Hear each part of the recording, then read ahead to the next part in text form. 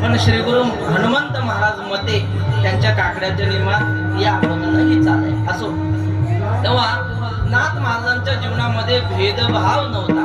नाथ महाराजांनी स्वतः प्रपंच केला आणि जगाला मार्गदर्शन केलं की प्रपंचामध्ये कसं असावं. दया करणे जे पुत्रासी तेची दासी दासा आणि दासी, सगळ्यांवर सारखं प्रेम करता आलं पाहिजे. नाथ महाराजांनी आपल्यासाठी ग्रंथ रचना करून ठेवली. जुने महात्मे सांगतात आपले सगळे साधू संत एकाच योग्यतेचे. असं आपल्याला म्हणता येत नाही की ज्ञानेश्वर महाराजांच्या ठिकाणी ज्ञान पुष्कळ आहे आणि तुकाराम महाराजांच्या ठिकाणी वैराग्य पुष्कळ आहे. याचा अर्थ तुकाराम महाराजांना ज्ञान नव्हतं असं नाही. तुकाराम महाराजही ज्ञानी होते, ज्ञानेश्वर महाराजही वैराग्यवान होते. सगळ्यांच्या ठिकाणी सारखंच, पण वर्णन करण्यासाठी नाथ महाराजांची वृत्ती शोभे मुकुटाकार, ज्ञान सोपान वटेश्वर विठू पंढरीचे राणे, जाली भक्तांची भूषणे. नाथ महाराज म्हणतात आमचा पांडुरंग चा मुकुट म्हणजे निवृत्तीनाथ महाराज आहेत. त्याच्या कमरेचा शेला म्हणजे कबीर महाराज आहेत. कमरेला बांधलेली साखळी म्हणजे नरहरी सोनार आहे. असं प्रत्येक संतांना पांडुरंगाच्या अंगावर नाथ महाराजांनी ठेवलं. म्हटले किती पांडुरंग शोभून दिसतो. लोक म्हटले महाराज हे बाकीच्या संतांचं सांगितलं, पण तुम्ही पांडुरंगाच्या शरीरावर कुठे आहेत. नाथ महाराज म्हटले चरणातळील ऊर्ध्व रेखा, चरणातळील ऊर्ध्व रेखा, चरणातळील ऊर्ध्व रेखा, चरणातळील ऊर्ध्व रेखा. झाला जनार्दन एका, झाला जनार्दन एका, विठू पंढरीचे राणे, विठू पंढरीचे राणे. झाला जनार्दन एका, झाला जनार्दन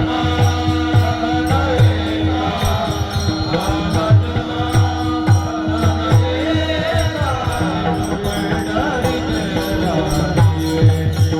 विठू पंढरीचे राणे. नाथ महाराज म्हणतात त्या पांडुरंगाच्या पायावरची चरणाच्या खालची ऊर्ध्व रेषा म्हणजे तळपायाची रेषा म्हणजे मी आहे. असं नाथ महाराजांनी सगळ्या संतांचं वर्णन केलं.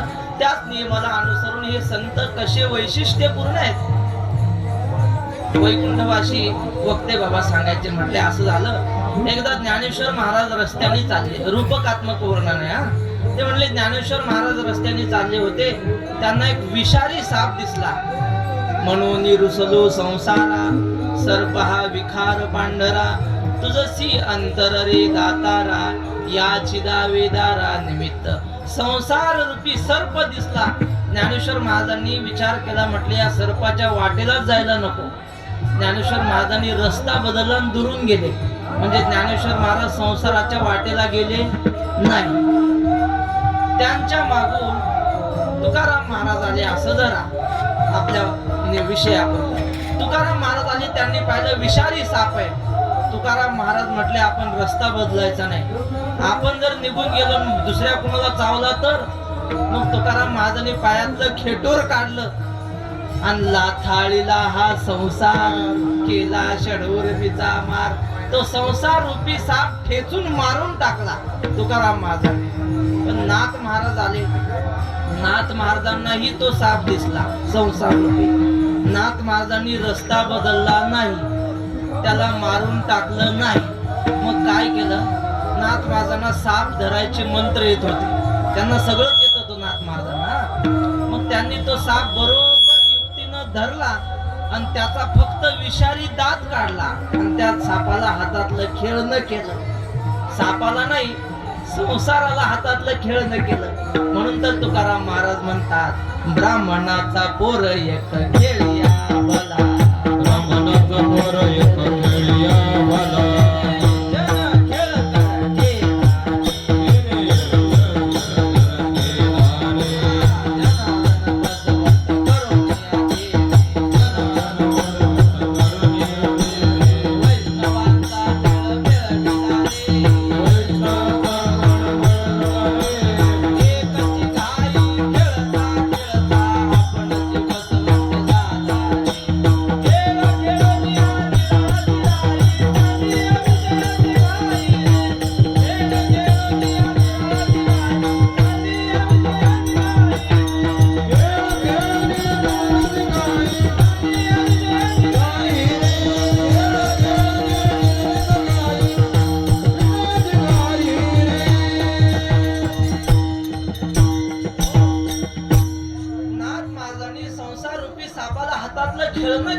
आणि कशाच्या बळावर? भक्ती ज्ञानाच्या बळावर नाथ महाराजांनी आपला सगळा स्वानुभव त्यांच्या ग्रंथांमधून प्रकट केला. लोकांनी विनंती केली, नाथ महाराज आपण रोज पोथी तर आम्हाला सांगताच आहात, पण तुमचं हे ज्ञान लिखित स्वरूपात आमच्यासाठी कायमचं राहिलं पाहिजे, म्हणून तुम्ही भागवतावर टीका करा. त्यातही उद्धव गीत ज्याच्यात आहे असा एकादश स्कंद अत्यंत महत्वाचा, त्यावर आपण टीका करावी. आणि मग नाथ महाराजांनी भागवताच्या एकादश स्कंदावर टीका केली आणि ती अशी विलक्षण आहे महाराज. वैकुंठवासी वक्ते महाराज म्हणायचे, एकनाथी भागवत तुम्ही वाचू नका. वाचू नका म्हणजे वाचूच नका असं नाही, पण जर तुम्हाला कंटाळा येत असेल आणि वेळ नसेल तर तुम्ही वाचू नका. नुसती घरात पोथी आणून ठेवा एकनाथी भागवताची. काय होतं, जर एकनाथी भागवत घरात असेल तर घरातल्या कोणत्याच माणसावर करणी धरणीचा प्रयोग होत नाही. पण झाला असेल करणी धरणीचा प्रयोग, पोथी घरून घेऊन घरात ठेवा, तो करणी धरणीचा प्रयोग आपोआप नष्ट होईल. विठ्ठल या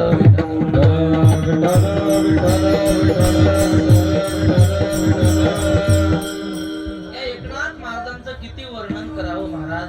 ज्ञानेश्वर महाराज म्हणतात, या महात्म्यांचं वर्णन करायला गेलो तर आपली वाणी अपुरी पडते. साडे पंधर या रजतवणी तैसी स्तुतीची बोलणी, भुगियाची माथा ठेविजे चरणी हेची भले.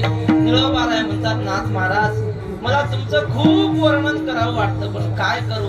अहो समुद्राची शाई केली तरी तुमचं वर्णन पूर्ण होऊ शकत नाही. मग आता मी फक्त एकच करतो, तुमच्या पायावर नतमस्तक होतो. अभंगाचं प्रथम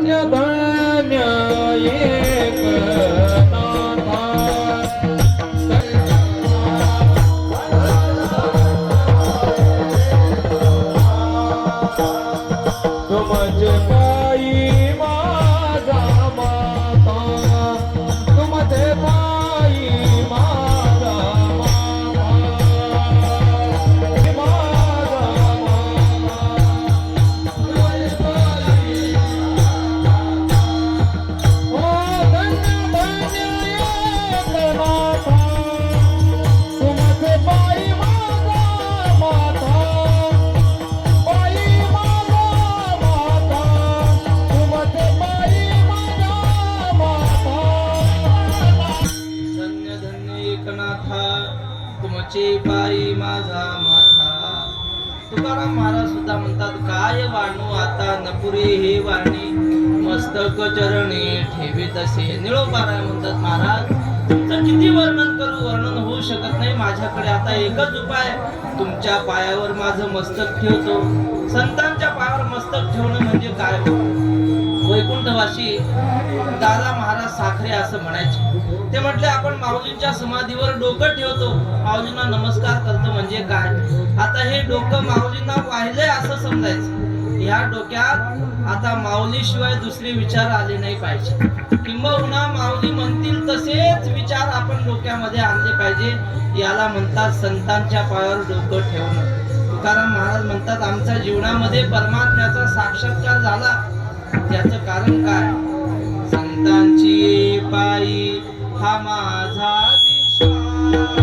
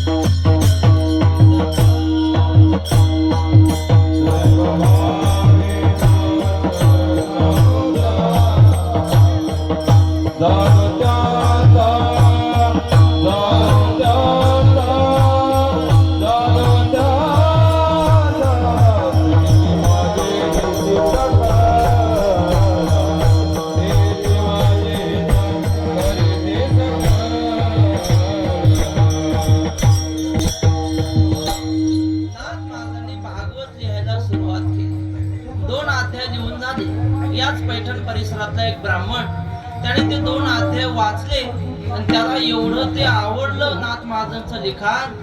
त्याने त्या काळात छापखाने नव्हते. जो ग्रंथ आपल्याला पाहिजे असेल तो हाताने लिहून वितरून घ्यावा लागायचा. आणि मग नाथ महाराजांचे भागवताचे 2 अध्याय त्याने आपल्याकडे लिहून घेतले आणि नियम केला की रोज हे 2 अध्याय नित्यनेमानं वाचायचे. तुकाराम महाराज म्हणतात काहीतरी नित्यनेम पाहिजे माणसाच्या जीवनात. काहीतरी म्हणजे काहीतरी निदान हरिपाठ म्हणायचं तरी नित्यनेम पाहिजे. वारकऱ्याचा असा असता आंघोळीचा पहिला तांब्या डोक्यावर पडला की सुंदर ते ध्यान उभे ठेव, लगेच हरिपाठ सुरू होतो. काहीतरी नियम पाहिजे. ज्ञानेश्वरी वाचनाचा, गाथा वाचनाचा म्हणा, निदान चहा पिण्याचा तरी नित्यनेम पाहिजे की नाही? बरोबर का? चहा पिण्याचा नित्यनेम सगळेच करतात. तुकाराम महाराज म्हणले ज्ञानेश्वरी वाचत नाही, एक माळही जपत नाही, देवाच्या पाया पडत नाही, मायबापाच्या पाया पडत नाही, काहीच करत नाही, उठल्या उठल्या चहा पित असेल तर तो माणूस नाही. तुकाराम महाराज म्हणतात पुत्र आहे ते पुत्र.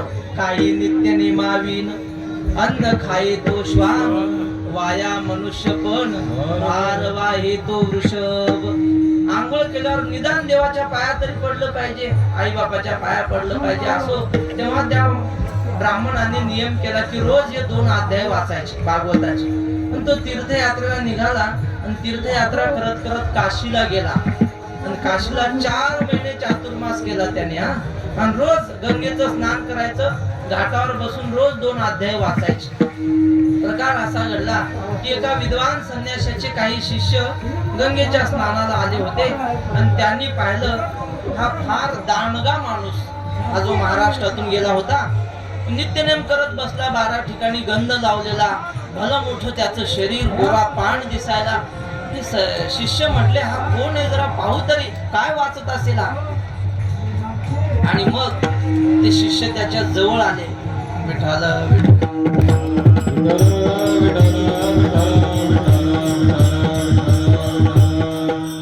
शिष्य जवळ आले, त्याला म्हटले महाराज तुम्ही काय वाचता म्हटले. त्यांनी सांगितलं बाबा हे भागवतावरचं व्याख्यान आहे म्हटले, पैठणचे नाथ महाराज त्यांनी लिहिलेलं. म्हटले बघू बरं आम्हाला वाचून तरी दाखवा कसं आहे. मग आता हा ब्राह्मण होता ना, त्याचा आवाज अत्यंत गोड आणि पुन्हा त्यात शब्द नाथ महाराजांचे.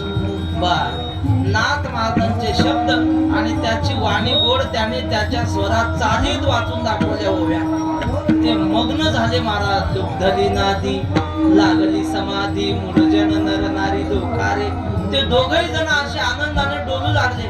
ते म्हटले महाराज एवढं गोड ते तुमच्या महाराजांनी लिहिलंय. पण त्यांनी मनात विचार केला, म्हटले ही पोथी जर प्रसिद्ध झाली तर मूळ संस्कृत भागवताला कोणी विचारणारच नाही, हे मराठी वाङ्मयात प्रसिद्ध होईल. आणि मग धावत गेले संन्यासी महाराजांना सांगितलं महाराज महाराष्ट्रातला कुणीतरी माणूस आलाय आणि त्यांनी भागवतावर मराठी ओव्या केल्यास तो वाचतोय आणि फारच सुंदर ओव्या आहेत. ते संन्यासी म्हटले बोलवा त्याला. बोलवलं आणि विचारलं का रे कोणी केलं हे मराठी भाषांतर. त्याने सांगितलं महाराज मी पैठणहून आलो, पैठणच्या एकनाथ महाराजांनी हे भागवताचं मराठी भाषांतर केलंय. असं ऐकल्याबरोबर त्यांच्या तळपायाची आग मस्तकात गेली. ते म्हटले भागवत कुठं प्राकृत वाणीत सांगायचं असतं, ती देवाची वाणी आहे. संस्कृत वाणी मराठीमध्ये आणणं अपराध होता त्या काळात, प्राकृत वाणीमध्ये आणणं अपराध आहे. म्हटले कुणी केलं. लगेच नाथ महाराजांचा पत्ता लिहून घेतला आणि पैठणच्या ब्राह्मणांना पहिलं पत्र पाठवलं. ब्राह्मणांना म्हटले तुम्हाला अक्कल नाही, तुमच्या पैठण मध्ये एक माणूस संस्कृतचं मराठी भाषांतर करतो, तुम्ही त्याला भाषांतर करू कसं दिलं. असं ब्राह्मणांना पहिलं पत्र पाठवलं आणि दुसरं पत्र पाठवलं एकनाथ महाराजांना. म्हटले तुम्ही फार मोठा अपराध केला, आताच्या आता काशीला निघून या, तुम्हाला शिक्षा देण्यात येणार आहे. ते दोन्ही पत्र घेऊन 2 शिष्य पैठणला आले. ब्राह्मणांना पहिलं पत्र दिलं, ब्राह्मणांनी वाचलं, रागवले ब्राह्मण. म्हटले आपल्या एकनाथाने आपली काशीमध्ये अपकीर्ती केली म्हटले. आणि सगळे ब्राह्मण भांडण्यासाठी एकनाथ महाराजांच्या वाड्यात आले. काशीहून आले 2 शिष्य ते शिष्य म्हटले आता आम्हीच नाथ महाराजांना शास्त्र चर्चेमध्ये हरवणार, आमचे गुरु नंतर हरवतील, आधी आम्ही शास्त्र चर्चा करू. आणि मग अशा अभिमानामध्ये सगळे ब्राह्मण ते 2 शिष्य नाथ महाराजांच्या वाड्यात गेले. नाथ महाराजांनी पाहिलं कुणीतरी अनोळखी ब्राह्मण आलेले दिसतात. नाथ महाराजांनी लोटांगण घातलं पायावर आणि मग नाथ महाराजांना पाहिल्या बरोबर हे जे काशीहून आले होते 2 अभिमानी, पाहिल्याबरोबर त्यांचा गर्व सगळा निघून गेला. नाथ महाराजांच्या दर्शनाने त्यांना वाटलं काय हा माणूस आहे, ह्याच्याकडे पाहत राहावं वाटतं, किती सात्विक तेज आहे ह्याच्या चेहऱ्यावर. आणि त्यांनी सुद्धा नाथ महाराजांना नमस्कार केला. हे गावातल्या ब्राह्मणानं पाहिलं. गावातले ब्राह्मण म्हटले या नाथाकडे काहीतरी जादूटोण आहे, म्हणजे जो याला भांडायला येतो तो ह्याच्या मोहातच पडतो, ह्याच्यावर श्रद्धाच बसते त्याची. मग काशीच्या 2 शिष्यांनी सांगितलं नाथ महाराज तुम्हाला हे पत्र आलंय काशीवरून, तुम्हाला काशीला बोलवलंय. कशासाठी? तर तुम्ही संस्कृत भागवताचं मराठी भाषांतर केलं, त्याबद्दल तुम्हाला शिक्षा देण्यात येणार आहे. नाथ महाराजांनी पत्र वाचलं, म्हणले मला काशीच्या विद्वानांनी बोलवलं नाही, काशी विश्वेश्वरांनी दर्शनासाठी बोलवलंय. म्हणले विठ्ठल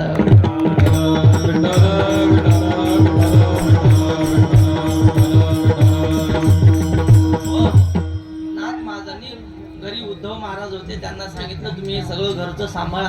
रोज महाराजांच्या घरी अन्न प्रसाद अन्नदान व्हायचं, पोथी व्हायची, ती सगळी व्यवस्था लावली. नाथ महाराज काशीच्या दिशेने निघाले. काशीला पोहोचल्यानंतर शिष्यांनी निरोप पाठवला संन्यासी महाराजांना. म्हटले महाराज ते एकनाथ महाराज पैठणहून आलेत, काय करायचं बोला. त्या संन्याशांनी सांगितलं काय नाही, 300 शिष्य होते, त्या 300 शिष्यांना सांगितलं तुम्ही प्रत्येकानं जायचं आणि प्रत्येकाने 5-5 फटके मारायचे काठीचे. 300 जणांनी 5-5 फटके मारल्यावर किती होतील? 3×5=15, बरोबर ना? 1500 काठीचे फटके मारा असं संन्याशांनी सांगितलं. ते सगळे शिष्य आले, पण येता येता त्यांनी विचार केला ज्याला मारायचं तो ब्राह्मण आहे. म्हटले कसा का असेना पण ब्राह्मण आहे. म्हटले आपल्या एवढ्या काठ्या मारल्यावर तो ब्राह्मण जर मेला तर ब्रह्महत्येचं पाप कोणाला लागेल? आपल्यालाच लागेल ना. म्हटले डायरेक्ट मारायचं नाही, आधी त्यांना बघायचं, चौकशी करायची, त्यांची विचारपूस करायची, मग आपण ठरवू काय करायचं ते. ते सगळे 300 शिष्य नाथ महाराजांच्या समोर आले. जो समोर यायचा त्याला नाथ महाराज दिसत नव्हते, त्यांना भगवान श्रीकृष्ण दिसायचा. नाथ महाराजांच्या जागी श्रीकृष्ण दिसला की पाया पडून बाजूला जायचे. असं 300 शिष्यांना नाथ महाराजांच्या जागी कृष्ण दर्शन झालं. आणि मग शिष्यांना समजलं हा सामान्य माणूस नाही, हा साक्षात महाविष्णू आहे, भगवान श्रीकृष्ण आहे. असा विचार केला. सगळ्यांचा जो राग होता, क्रोध होता, तो सगळा निघून गेला. आणि ते शिष्य सांगायला गेले महाराज तुम्ही ज्याला शिक्षा द्यायला चालले तो साधा माणूस नाही हो, तो साक्षात भगवान श्रीकृष्ण आहे. ते गुरु असे रागावले. म्हटले का रे तुमच्यावर मंत्र टाकला वाटते त्या नाथाने, काहीतरी तो मंत्र टाकतोय, त्याला बोलवा माझ्याकडे. आणि मग शिष्यांनी सांगितलं महाराज आम्ही बोलावतो, पण त्याच्याकडे पाहिल्यावर तुम्हाला श्रीकृष्ण दिसेल. ते म्हटले मी त्याच्याकडे पाहणारच नाही, माझ्या डोळ्यासमोर पडदा टाका आणि पडद्याच्या समोर त्याला बसवा. म्हणजे स्वामींच्या डोळ्यासमोर पडदा टाकला, पलीकडे नाथ महाराजांना बसवलं आणि स्वामींनी सांगितलं का रे तू एकनाथी भागवतावर प्राकृत टीका का केली? त्याने सांगितलं नाथ महाराजांनी ऐकली, ती क्रोधविष्ट वाणी ऐकली. पण नाथ महाराज हात जोडून म्हणू लागले महाराज मी पैठणहून चालून आलोय तुमच्या दर्शनासाठी, पण तुम्ही हा मध्ये पडदा का टाकला? मला तुमचं दर्शन तरी घेऊ द्या. मला माहिती आहे माझ्याकडून अपराध घडलेला आहे, पण तुम्हाला खरं सांगतो मी ज्ञानी नाही, मी वैराग्यवान नाही, माझ्या ठिकाणी शांती नाही, मी अपराधी आहे. पण अपराधी बालकाला आईच लेकराला पोटात घेत असते, तसं तुम्ही माझी आई व्हा आणि मला पदरात घ्या.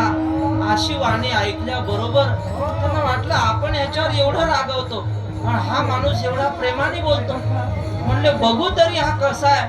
आणि मग त्यांनी पडदा काढला. काढल्याबरोबर त्या संन्याशाला सुद्धा नाथ महाराजांच्या स्वरूपाच्या ठिकाणी भगवान श्रीकृष्णाचं दर्शन झाल्याबरोबर त्या संन्यासी महंतांनी सुद्धा महाराजांना साष्टांग दंडवत घातला आणि सांगितलं महाराज तुम्ही आताशी भागवतावर फक्त 5 अध्याय केलेत. आमची विनंती अशी आहे की तुम्ही आता सगळं भागवत पैठणला नाही काशीला बसून भागवत पूर्ण करायचं. विठ्ठल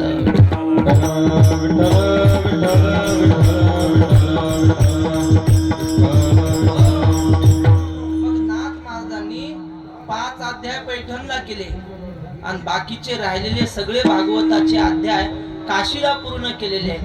आणि अध्याय सगळे पूर्ण झाल्यानंतर नाथ महाराजांच्या भागवताची मिरवणूक काढायची ठरवली त्या संन्याशांनी. पण काही विद्वान आणखी त्यांच्या मनात थोडस होतच की म्हटले या महाराष्ट्रातल्या माणसांनी मराठीत भाषांतर केलं हे काही योग्य नाही. मग काय करावं? त्या विद्वानांनी ठरवलं, म्हटले याची परीक्षा पाहिजे. नाथ महाराजांना म्हटले तुमची पोथी आम्ही गंगेत टाकणार, जर ती पोथी तशीच राहिली गंगा मातेनं सुरक्षित ठेवली तर आम्ही तुमची पोथी मानू. आणि मग एका ब्राह्मणाने रागाच्या भरात नाथ महाराजांच्या हातातून पोथी हिसकावून घेतली आणि गंगेमध्ये भिरकावली. भिरकावल्या बरोबर त्या गंगेमधून दिव्य 2 हात बाहेर आले. त्या हातामध्ये हिरवा चुडा भरलेला होता, सोन्याची कंकण होती. ते 2 हात वर आले. नाथ महाराजांची भागवताची पोथी पाण्याच्या वर आदर अशी झेलली. आणि मग त्या काशीच्या विद्वानांना कळालं की त्या काशीच्या गंगेने नाथ महाराजांच्या पोथीचं रक्षण केलंय. जो संन्यासी महात्मा होता, सगळ्यात जो मुख्य होता, त्याने स्वतः गंगेत उडी टाकली, पोहत गेला आणि नाथ महाराजांची पोथी बाहेर काढली. नाथ महाराजांना म्हटले आता तुमची काशीमध्ये हत्तीहून मिरवणूक काढायची. नाथ महाराज म्हटले हे पहा, माझी मिरवणूक काढू नका, माझ्या भागवत ग्रंथाची मिरवणूक काढा. आणि मग भागवत ग्रंथाची काशीमध्ये मिरवणूक काढण्यात आली. अशी काशीची यात्रा परिपूर्ण झाली. सगळे काशीचे विद्वान नाथ महाराजांना नतमस्तक झाले. आणि नाथ महाराज महाराष्ट्रामध्ये येत होते. काशीहून महाराष्ट्रात येत असताना मध्ये जोग्याची आंबा लागली. जोगाईची आंबा असं ग्रंथात उल्लेख आहे. म्हणजे कोणतं गाव लागलं? आंबा जोगाई गाव लागला. आणि तिथं दासोपंत नावाचे विद्वान होते. त्यांचा चरित्र भाग असा की ते लहान असतानाच त्यांना वाटलं आपल्याला दत्ताचा साक्षात्कार झाला पाहिजे आणि दत्ताचं दर्शन व्हावं म्हणून तो छोटासा मुलगा जंगलामध्ये गेला आणि सारखं दत्त दत्त दत्त असा दत्ताच्या नामाचा जप करू लागला. आणि जेवण काय करायचं? झाडाची वाळलेली पानं खाली पडली की ती पानं खायची आणि ते पानं खाऊन देवाचा दत्त नावाचा जप करायचा. ते पलीकडे मोहन महाराज उभे कडेचे. त्यांनी ज्ञानेश्वरीची 108 पारायणं केली आणि शेवटची 8 पारायणं आजान वृक्षाची नुसती पानं खाऊन केली. विठ्ठल विठ्ठल विठ्ठल विठ्ठल नुसती आजान वृक्षाची पानं खाऊन 8 पारायणं केली. दिवसाला 1 पारायण जरी म्हणलं ज्ञानेश्वरीचं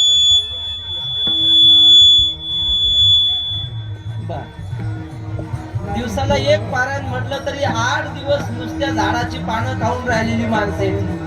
तसे ते दासोपंत स्वामी झाडाची वाळलेली पानं खायची आणि नुसता जप करायचा. आणि एवढे संसारापासून अलिप्त होते. कुणी माणूस दिसला की पळून जायचं, कुण्या माणसाच्या जवळ बसायचं नाही, खडकावर झोपायचं. आणि खडकावर झोपल्यामुळं त्यांच्या सगळ्या अंगाला जखमा झालेल्या होत्या दासोपंत स्वामींच्या. आणि असं 20 वर्ष त्यांनी दत्त नामाचा जप केला, तपश्चर्या केली. आणि 20 वर्षांनी त्यांना दत्त साक्षात्कार झाला. आणि भगवान दत्तात्रेयांनी आलिंगन दिल्याबरोबर त्यांच्या शरीराला ज्या जखमा झाल्या होत्या ते शरीर सगळं दिव्य झालं, व्यवस्थित झालं. आणि मग ना त्या दासोपंत स्वामींना काव्य स्फूर्ती होऊ लागली, काव्य लिहू लागले, खूप काव्य लिहून झालं. आणि मग मोठे मोठे श्रीमंत त्यांचे भक्त झाले. दासोपंत स्वामीचा मोठा वाडा अंबाजोगाई मध्ये झाला. आणि मग त्या रस्त्याने नाथ महाराज येत असताना दासोपंत स्वामीने विनंती केली की महाराज आमच्या वाड्यामध्ये आपला वास व्हावा, आपले पदस्पर्श लागावेत. नाथ महाराजांना तो घेऊन गेला. नाथ महाराजांचा आदर सत्कार केला. 1 महिना नाथ महाराज त्याच्या वाड्यामध्ये राहिले. रोज कीर्तन करायचं नाथ महाराजांनी.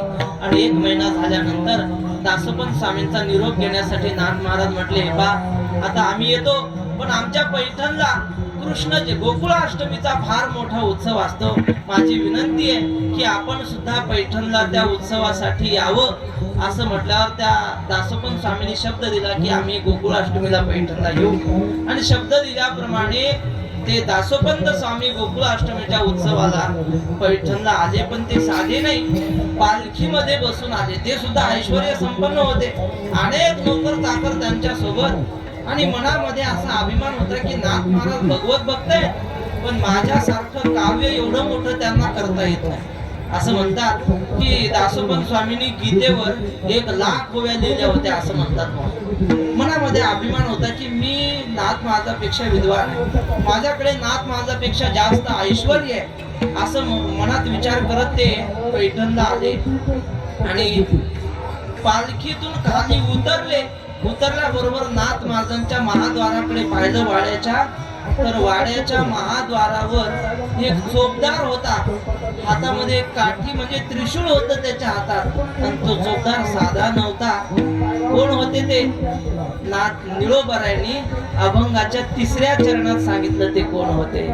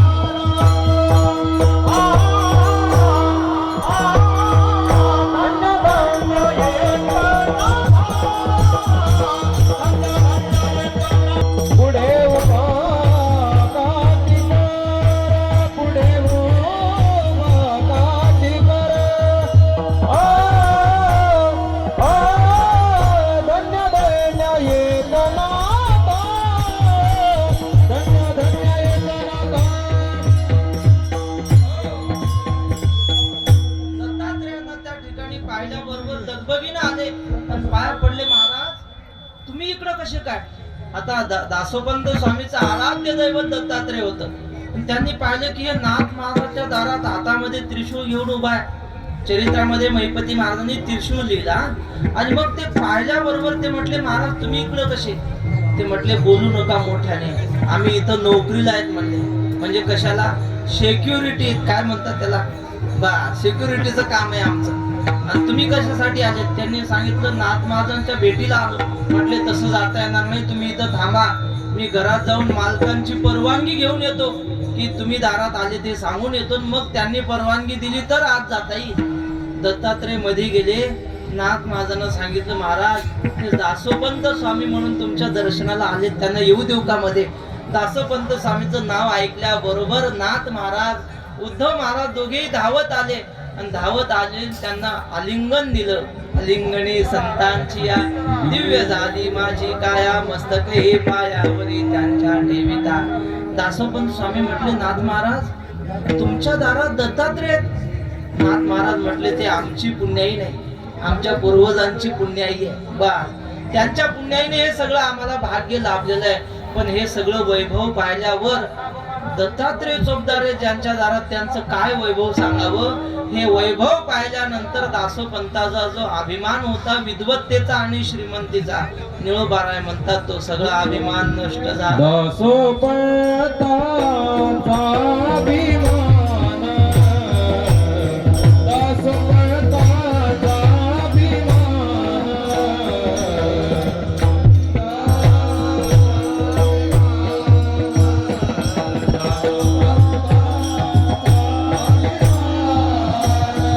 दासोपंताचा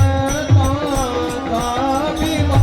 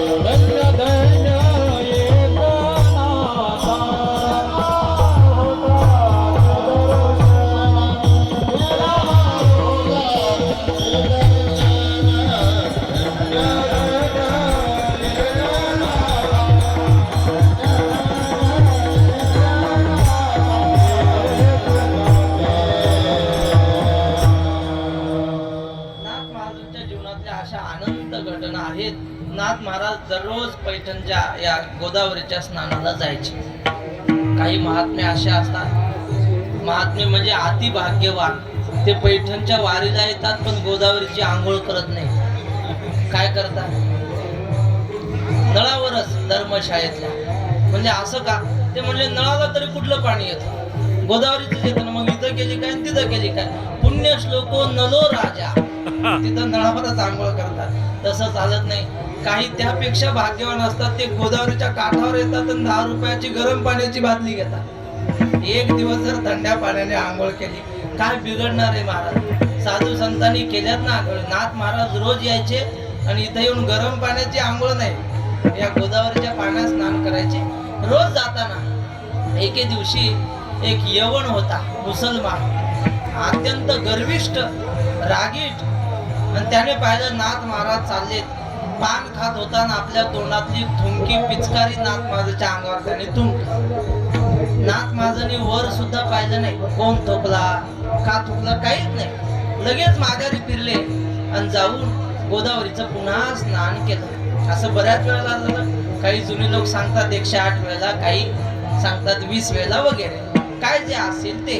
पण आपल्या अंगावर जर कोणी थुंकलं तर आपल्याला राग येईल की नाही? थुंकीचं जाऊ द्या, नुसतं एखादा माणूस पुढे तुंबला तेवढे काही थेंब आपल्या अंगावर उडून आले तर आपण त्याला मारायला धावतो. दिसत नाही का तुला म्हणतो.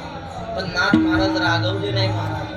नाथ महाराज गेले, स्नान करून परत आपल्या घरी गेले आणि मनात विचार केला, म्हटले त्याच्याकडून अपराध झाला, कुणावरही कुणा असा अन्याय केला तर त्याला प्रारब्ध त्याचं भोगावं लागेल. पण नाथ महाराज म्हटले ह्याला या दोषातून आपल्याला मुक्त करायचंय.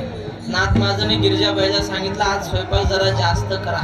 तसा रोज थोडा जास्त करायचेच, पण आज जरा जास्त करा म्हटले. नाथ महाराजांनी सगळ्या ब्राह्मणांची भोजन झाल्यानंतर 2 माणसाचं जेवण ताटात वाढून घेतलं आणि जो मुसलमान थुंकला होता त्याच्या घरी गेले. म्हटले महाराज हा प्रसाद सेवन करा. त्याला मनामध्ये खेद निर्माण झाला, पश्चाताप झाला. ज्या माणसाच्या अंगावर मी थुकलो तो माणूस माझ्यावर रागवला नाही तर माझ्यासाठी दिव्य पक्वान्नाचं हे जेवण घेऊन आला. त्याने नाथ महाराजांच्या पायावर लोटांगण घातलं, तो प्रसाद सेवन केला. निळोबाराय म्हणतात नाथ महाराजांचं काय वैभव, किती क्षमा, पृथ्वीचेनी पाडे क्षमा. या पृथ्वीला जेवढी क्षमा आहे तिला आपण तुडवलं तरी ती रागवत नाही, तिच्यावर घाण केलं तरी ती रागवत नाही. त्याप्रमाणे नाथ महाराजांच्या अंगी हा क्षमा गुण आहे असं निळोबाराय अभंगाच्या 4थ्या चरणात वर्णन करतात. यवन अंगावरी तुंकला, यवन अंगावरी तुंकला,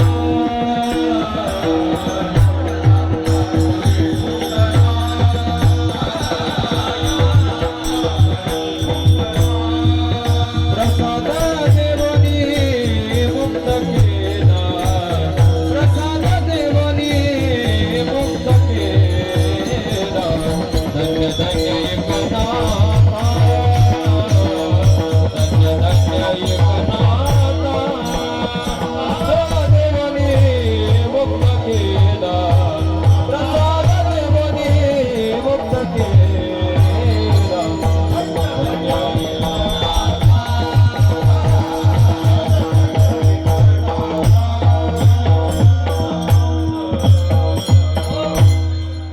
नाथ महाराजांचा असा दिव्य स्वभाव निळोबाराय म्हणतात किती वर्णन करावं एकनाथ महाराजांचा. अशा एकनाथ महाराजांच्या चरणी आम्ही नतमस्तक आहो. निळा शरण तुमच्या पाया, अनन्य भावी नाथराया. अभंगाच्या 5ही चरणाचा भावार्थ झाला असं समजून एकदा सगळे संप्रदायपूर्वक भजन करू.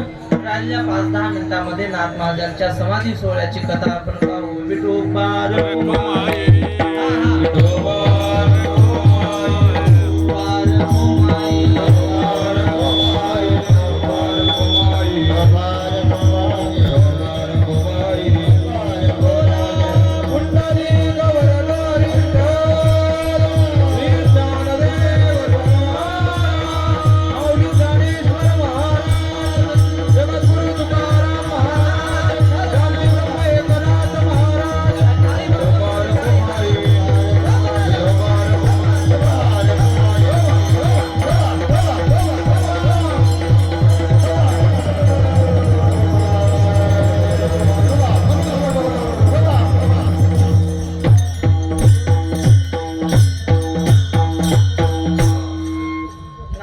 महाराजांच्या समाधीचा प्रसंग आपल्याला पाहायचा आहे. नाथ महाराजांनी जशी तशी काय